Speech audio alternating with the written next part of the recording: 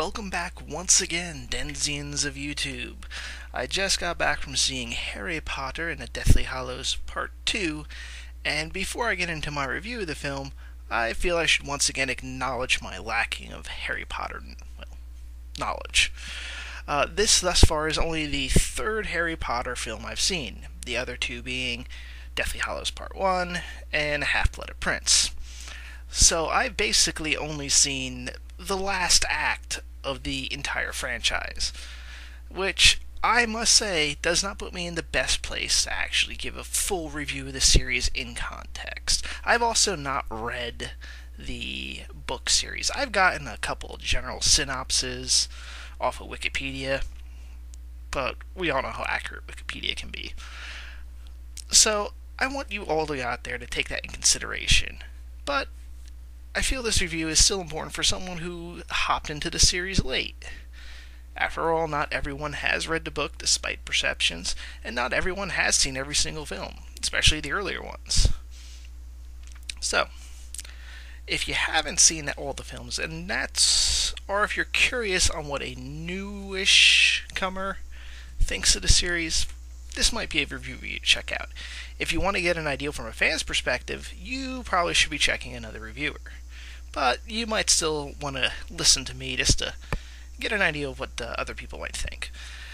Well, first of all, I gotta say, this was certainly an improvement over Part 1. In fact, well, now that I really see it, they could have cut down a little bit out of each of these films and really just done this as just one film. It shows that I think it's a classic example of Hollywood not quite beating a franchise to death, but really milking it. I really felt that Part 1 and 2 really could have been this 1 3-hour-long film. There was just a lot of boring crap, and it's really disconnecting. You really should rewatch Part 1 before you go see this. I didn't. The last time I saw Part 1 was when I did the review for it, which is when I was living in Washington, which was several months ago. So, a lot of stuff in the film, I was like, wait, what? Oh, yeah, they just talked about that technically in the span of the story, but it's disconnecting that the fact I saw that months ago.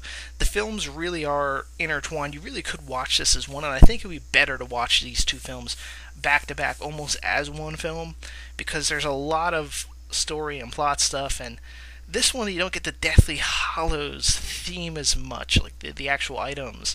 You kind of get, I mean, yes, they're there, but you kind of forget that they're the Deathly Hallows and the whole story about them.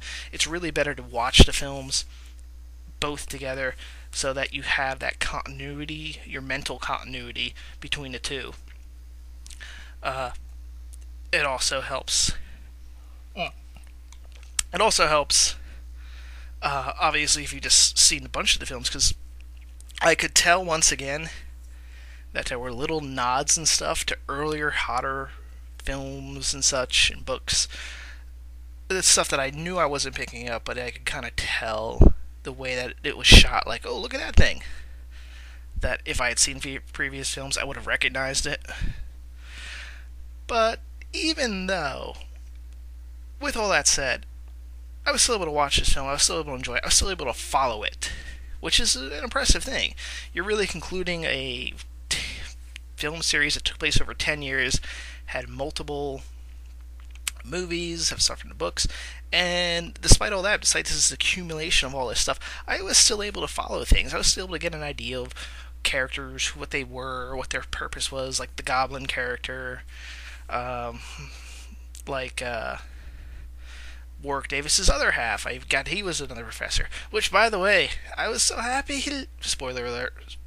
By the way, I'm gonna get into some spoilers, so you've kind of got my first impression here. So if that's all you wanted to know and you don't want it spoiled, listen on. Of course, everyone tends to ignore spoiler alerts, so what's the point? But anyway, yes. So I was really happy Warwick Davis.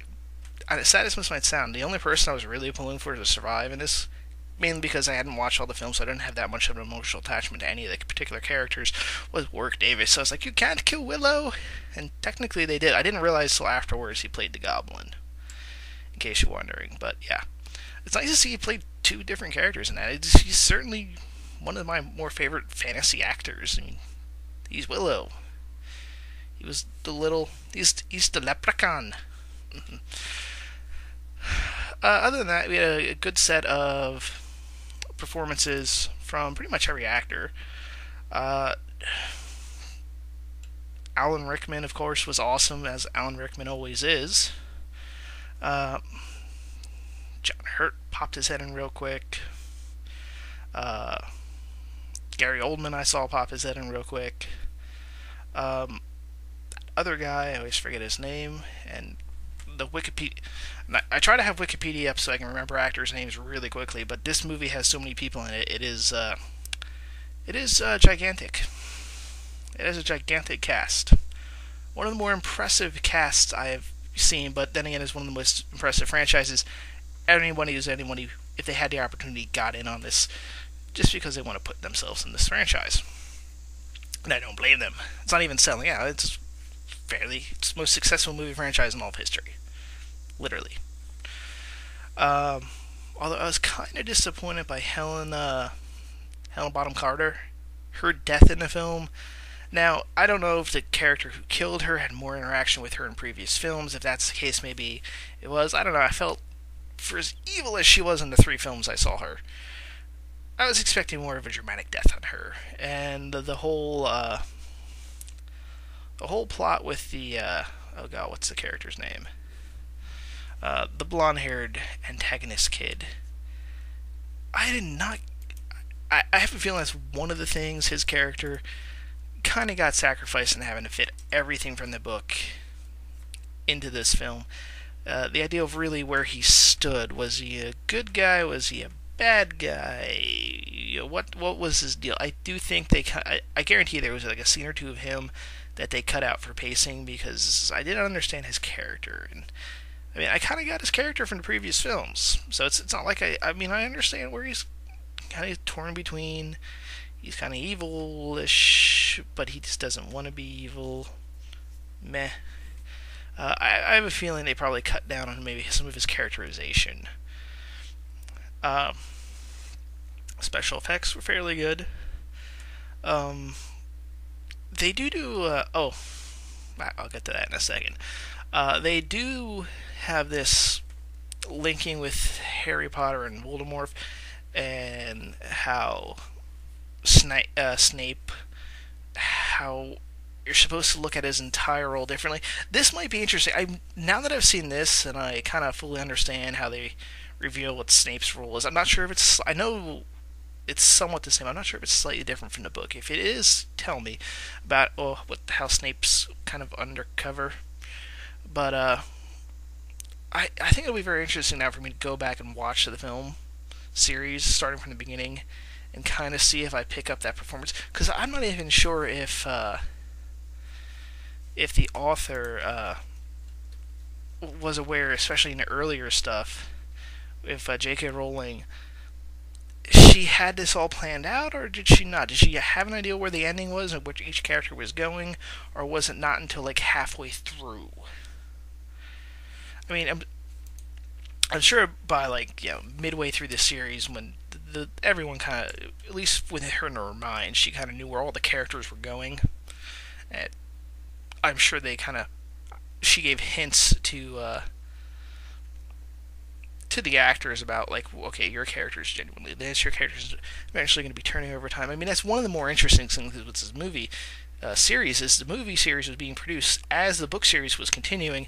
And there was heavy involvement by JK Rowling. She wasn't just passively kind of signed the movie rights and went away. She was very involved with the films. And I would say by the latter films, the earlier films had directly influenced the books, which she was writing, which then in turn influenced the movies. So it's very fascinating. I have a feeling it almost kind of sets the precedent in a way. This is how future movies, and you kind of see this with the Twilight series, kind of, not really, but yeah, kind of. Because I believe they were basically all done before the movies was produced, but I have a feeling this is in the future. If you have book series, Harry Potter is going to be the example of how they're done when they're going into movies, where you'll actually start seeing them being produced as the series is ongoing. and how the author interacts with them. Be very interesting. Um, let's see. Anything else? Oh yes, the thing I was about to say and forgot. Funniest unintentional moment is you get to see what looks like an aborted fetus of Voldemort. I actually laughed when I saw this thing, but I kind of get what it is, but it's a fetus of Voldemort, and it's all bloody and laying on the ground, and it's all white, and oh my dear, I had to let out a laugh, but it was. I would imagine if I was a kid, though, some of the kids probably were like, "What the hell is that thing?"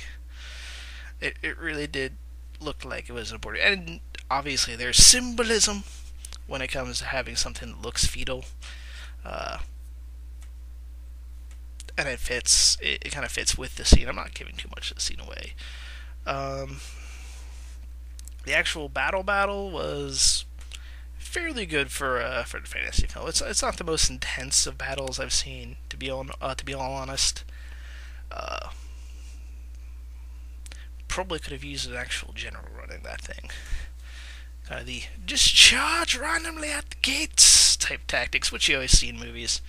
I'm a little nitpicky when it comes to that, but it was pretty good, and they certainly had excellent visuals with the kind of the shooting of the wands, and like the pre-bombardment scene was kind of cool. It would have been nice to see some more, I don't know, other elements. I mean, the bad guys had giant ogres and spiders, and it would have been kind of cool if we saw just not just the students and the teachers fighting and their golem guardians, but a couple other things from previous movies, which I know are out there. It would be kind of cool to see the good guys have some better equipment, better stuff fighting for them. I mean, the Golem School, but not. They could have used more. But then again, if they're sticking more true to the book, I can let that pass. Now, there is a few things that aren't directly related to the movie, though, that I feel I must address. One was I saw the Dark Knight trailer. Fucking awesome. Yeah. Doesn't really show a whole lot other than Tom Hardy. Even though you barely see him, you can tell he put on some fucking muscle. That man looks monstrous now. Other than that, though, more importantly, in the theater, there were two types of people in there that kind of annoyed me. One, somebody who brings a baby to the theater. I'm not talking about a small child, especially considering it's a Harry Potter film. Okay, I should expect there to be children. I'm talking about literally a baby, like 1-year-old. Do not bring a 1-year-old to a film which there are explosions and people screaming. Generally, 1-year-olds are not aware that they are in a theater and cannot distinguish that screaming sound that they probably don't like. You know what they react? They react by crying. I know you might really want to see a film. Get a babysitter. Call Grandma and Grandpa. If you really can't, don't drag the rest of us down. Wait to get it on DVD. Wait for Netflix to get it. I mean, really. You only have to, when it comes to a small child like that in these type of films, in a year or two, if you really want to bring them in, you can, but you're going to have to put up with a couple of years, like 3, until you can really bring a child to a theater and expect them to be this quiet. Because a 1-year-old doesn't sit there and watch a film. Doesn't have the attention span. He's not aware he's even watching a movie. He just hears loud sounds and he cries. I know it's tough, but just wait a year or two. And then you can bring them to like a movie like that if you wish. You can bring them to PG movies. You can bring them to a Harry Potter-like film. I have a friend, one of my friends that I sometimes see movies with. He has 2 daughters around that age. He does not take them. He does not take them to the movies with him, even if he wants to see the film. He will choose to, if he can't get anyone to watch him that day, he'll just have to wait. He acknowledges he just waits till he gets it on DVD. If he can't get someone, he'll go out and see the movie with us. The other thing was the people that just actually, this was another kid, but sometimes adults do this too, where they just literally repeat whatever's on scene. And this was especially during the previews. That comes out in the summer of two. Yeah, it just says summer 2011. You don't stop repeating this stuff out loud. Tell your child to be a little quiet to parts and not to ask questions very, very loudly. And the kid was several rows away. So this wasn't the best movie viewing experience, but I still enjoyed the film. But I just wanted to get those two things off the chest. The latter, lesser so, because it wasn't. He didn't say it throughout the movie, though. He did hear it. Baby one especially. I mean, come on. It's a baby. But yeah, overall, I do recommend the film. Very good acting. The ending, I do kind of have to laugh at the ending because they basically show them as adults, and they really didn't do much to make them look older. Mainly because they're now all are adults. In reality, I think the kids are still supposed to be much younger. I think in the book series, it takes place over a much shorter time span than they did with the how long it took to make the movies. And so you see a bunch of the characters. You kind of wonder what the hell they actually do now. You figure, wouldn't Harry Potter have some big important position? He kind of just looks like some guy, average Joe, working, doing his blue collar magic work, dropping his son off. You kind of figure he'd now have some sort of high position, or even teach. That's the other thing. You kind of, at the end, I kind of wanted to see at least one of the three main characters be a professor at Hogsworth. It would have been better at completing the circle than just having sending their kids off to off the Hogwarts. Ugh, cannot speak today. But yeah, if I'm gonna, that's my big criticism of the very end is, and again, yeah, maybe it was different in the books. I don't know, but even if it wasn't the case, then JK Rowling, I disagree with the ending of your own series. Really should have established then, if that is the case, that at least one of those three main characters, especially Potter or someone, is now a teacher at Hogsworth. It would have been much better as an ending. But I mean, at least they tied it in. But that's my 2 cents. That's my non-fan perspective. That's my latecomer perspective. Take that as you will from the series. I'm sure there's stuff that everyone else is talking about, but it might just be something I missed. Well, I've gone on for about 18 minutes now. I think that's enough. Signing off for now. Come back next time where I'll see, I think, Cowboys and Aliens is next on the list. It's either Cowboys or Aliens or Captain America. I have to see what comes out next, but one of those two reviews. See you then.